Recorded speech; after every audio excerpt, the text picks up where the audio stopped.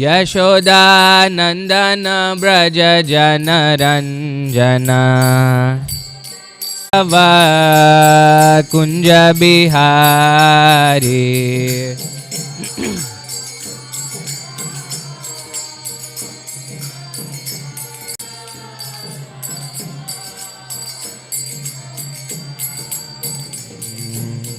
Yashoda Nandan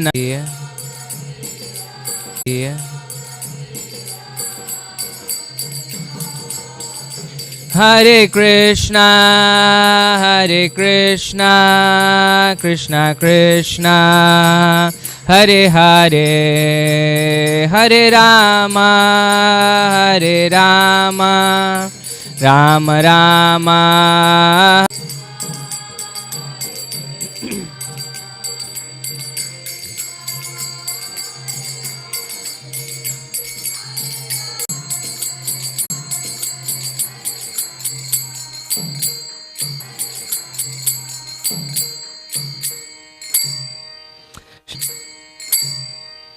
Srila Prabhupada ki jai, Grantaraj Srila Prabhupada ki jai, Grantaraj Srimad Bhagavatam ki jai, Srimad Bhagavatam ki jai, Samaveta Bhakta Vrind ki jai. We have Narayana Namaskar everything. You don't want to do that? Yeah. Please repeat. Om Namo Bhagavate Vasudevaya. One should offer respectful obeisances unto the personality of Godhead. One should offer respectful obeisances unto the personality of Godhead Narayana, unto Nara Narayana Rishi, the supermost human being, unto Mother Saraswati, the goddess of learning, and unto Srila Vyasadev, the author. Nashta prayeshu bhadreshu nityam bhagavata sevaya bhagavati uttama shloke bhaktir bhavati naishtiki. By regular attendance in classes on the Bhagavatam and by rendering of service to the pure devotee, all that is troublesome to the heart is almost completely destroyed, and loving service unto the personality of Godhead, who is praised with transcendental songs, is established as an irrevocable fact. Om Ajnanatimirandasya Jnananjana Shalakaya Chakshurun Militam Yena Tave Namaha Shri Chaitanya Manobishta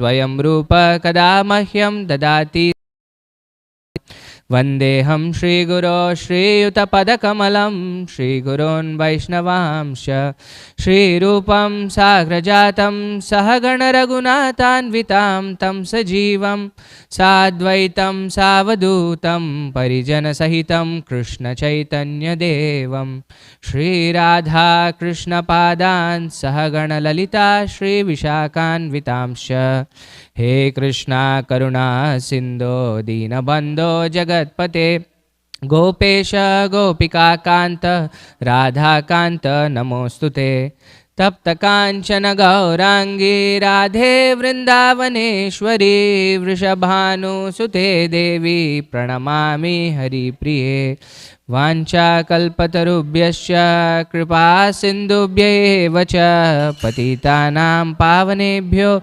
vaishnavebhyo namo namaha. Jaya Shri Krishna Chaitanya Prabhu Nityananda Shri Advaita Gadadara Shri Vasadi Gaura Bhakta Vrinda. Hare Krishna Krishna Krishna Hare Hare Hare Rama Rama Rama Hare Hare. Namo Vishnupadaya Krishna Presthaya Bhutale Srimate Bhakti Vedanta Swaminiti Namine Namaste Saraswate Deve Gauravarni Pracharine Nirvisesha Shunyavadi Pashyatya Deshatarine. This is chapter 24 of the 5th canto, titled The Subterranean Heavenly Planets. So there are 31 verses. We have to do the entire chapter today. So we're not going to read all 31 verses, but there is a nice chapter summary which we can read and then go to our focus verse. So can somebody start? Chapter summary. This chapter So the chapter is called The Subterranean Heavenly Planets.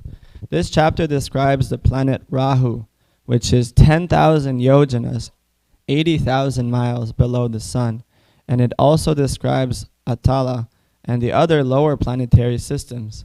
Rahu is Mahatala, Rasatala, and Patala. Demons and Rakshasa, Mahatala, Rasatala, and Patala.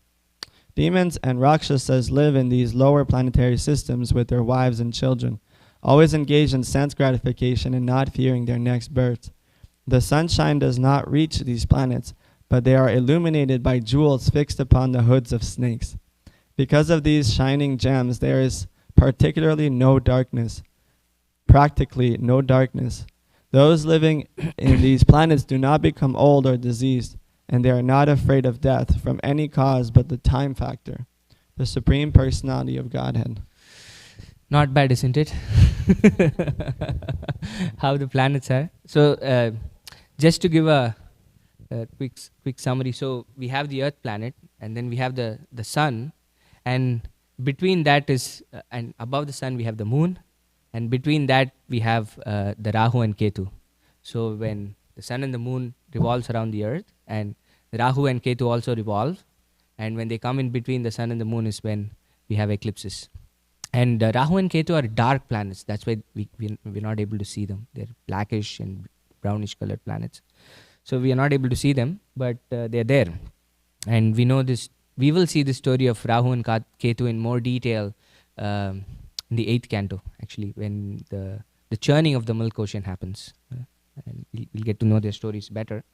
And then between the Sun and the Earth planet, we have 3 more systems, right, of planets where you have the Siddhas and the Charanas, and all of them are there, and below them you have the planet of the Rakshasas, right, Yakshas, and then below them is the Rakshasas, and then we have the Earth planet, and below the Earth is the 7 subterranean planets that we just described: Atala, Vitala, Sutala, Rasatala, Mahatala, Talatala, and Patala. And those planets seem to have incredible material opulence, where they don't have to fear death at all. Think about it. They don't have any concept of time there, because sun never reaches there, and the way the planets are illumined are by beautiful jewels that are present there. So they are incredibly materially opulent, and they are called the Bila Swarga planets also. That their material opulence is just unparalleled. Okay, please continue.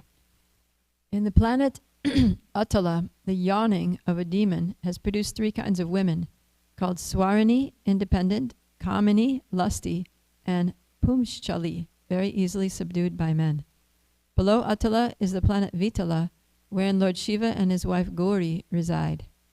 Because of their presence, a kind of gold is produced called Hataka.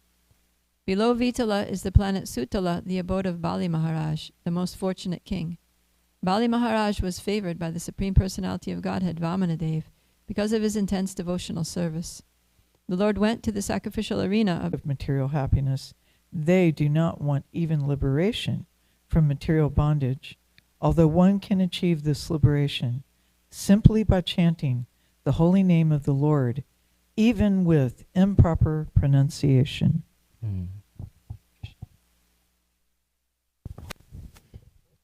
Below Sutala is the planet Talatala, the abode of the demon Maya. This demon is always materially happy because he is favored by Lord Shiva, but he cannot achieve spiritual happiness at any time. Below Talatala is the planet Mahatala, where there are many snakes with hundreds and thousands of hoods.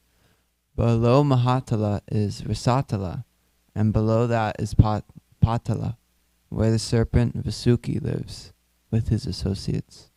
Yeah, and below this Patala are I think like the 28 hellish planets. Below these planets are where Yamaraj takes people who are very sinful and gives them punishment. But these 7 planetary systems that are below the earth are incredibly opulent. But in the chapter summary, we see there is one big disadvantage. Can anybody remember what we read? Yeah.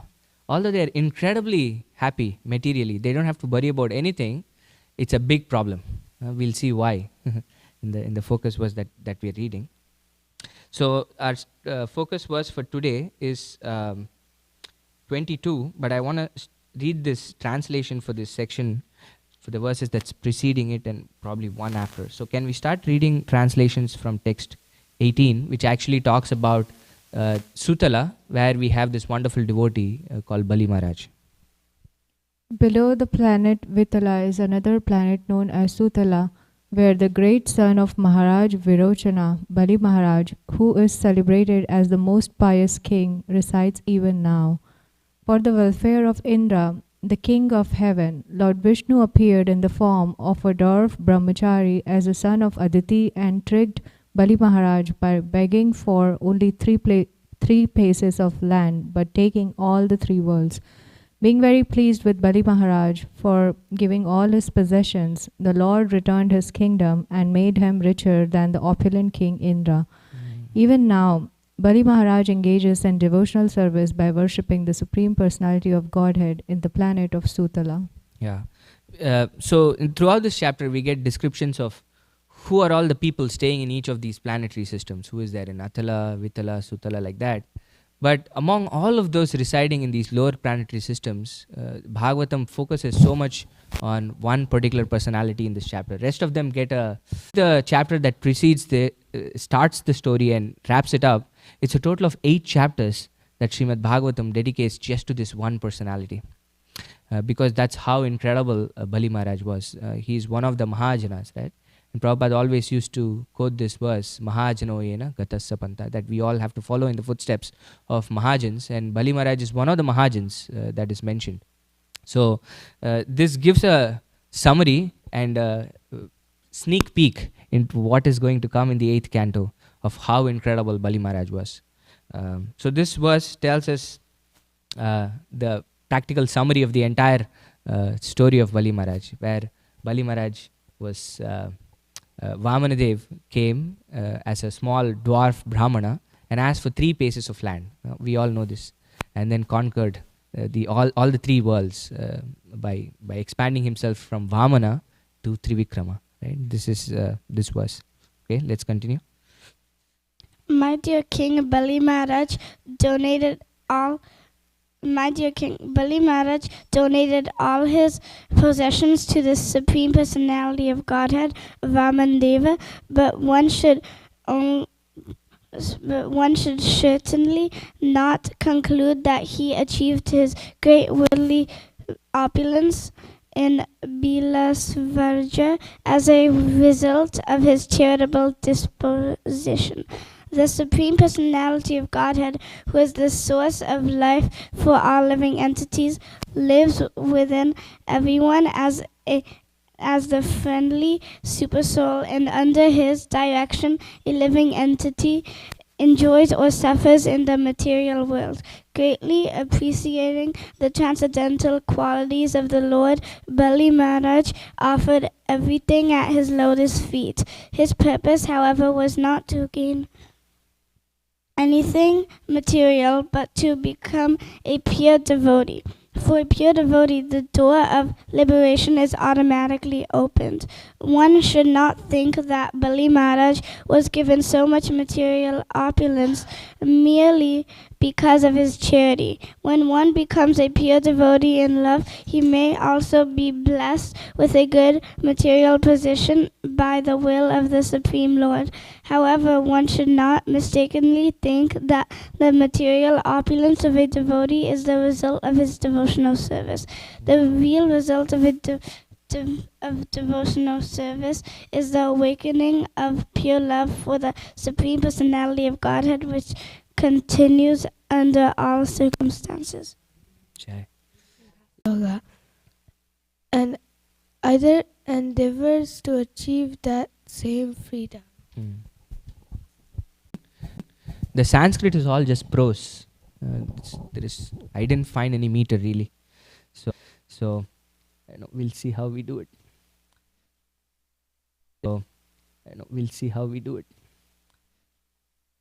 There's the word for word. Extended because the Supreme Lord wants him to execute service to him very easily and opulently. See this same thing him very easily and opulently. See this same thing happening in the ninth canto also. Shukadev Goswami tells Parikshit Maharaj, oh, you've heard this Ramayana so many times out of the pot of nectar, right? So Bali Maharaj then fights with the demigods and conquers the heavenly planets. Bali Maharaj is now Indra himself. He is at the pinnacle of what you would, especially like a child, And Bali Maharaj tells him, you really don't know what you're asking for. This is like us taking a 5-year-old kid to Walmart. Your wealth and opulence. So you should not give him what he's asking you for, right? So at this point, the demigods are really, really shattered. They thought this was going to be an easy job. Krishna was going to come as Vamanadev, cheat Bali Maharaj out of everything and give them the kingdom back. But yet now, the plot is completely revealed to Bali Maharaj. And he knows that this is not an ordinary person and this is Vishnu himself. And yet, knowing this, he is actually going against his own spiritual master, Shukracharya, who actually helped him in this battle to gain this kingdom, right? This was not just any ordinary spiritual master. He was one of the reasons why Bali Maharaj is now the king of the heavenly planets, is because he raised all the dead demons. They could never be killed because Shukracharya had this power where he could raise them from the dead, and they were no match for the demigods actually. So that's how they won. So Bali Maharaj goes on to say, no, what would how would it be if I go back on my vows? I said I'll give him anything that he wants. So, and he quotes Maharaj Chibi and Dadichi actually in the 8th canto, of these two incredible personalities who gave up their own lives for the sake of others, and said, what use is there of this material opulence, and knowingly gives up the all three worlds. And we know the story where Vamanadev actually expands himself, and then in the first he covers the entire first step, he covers the entire upper planetary system. Second step, he covers the entire lower planetary systems, and then asks Bali Maharaj that you promised me 3 paces of land, and in 2 paces of land I've basically conquered everything. So what are you going to do, because you have nothing now to give me? And actually binds him, imprisons Bali Maharaj. So he was at the pinnacle of his life with incredible material opulence, and it all comes crashing down in a matter of seconds. And then he has nothing in his hand, practically a beggar at this point, and even imprisoned, tied and chained. And at this point, from this point, the Bhagavatam speaks actually that Vamanadev gives the planet of Sutala to Bali Maharaj and says, you all of the demons along with you should go and stay in Sutala planet, and you will live a very opulent life. And actually there is one other personality also who comes along in this section. Does anybody know? I know we have not come to the 8th canto. Yeah, Prahlad Maharaj. He is there throughout, not perform lower planetary systems, right? Usually when we think of lower planetary systems, we think of all these. It's just that he takes away too much material opulence that might come in, such as Bali Maharaj, where is doing the Lord and his devotees. He does the same in his comment, the Lord and his devotees. So this is Durvasa Muni, and Lord Vishnu tells Durvasa, and then Lord Vishnu says, Sadhavo, we get 100 times more in our next life. That's how we get 100 times more in our next life. That's how the system of karma works. So somebody who was really rich in this lifetime might have done some incredible piety. Was practically living a life of poverty, and he would walk all the way from Vrindavan to Delhi. Right? Because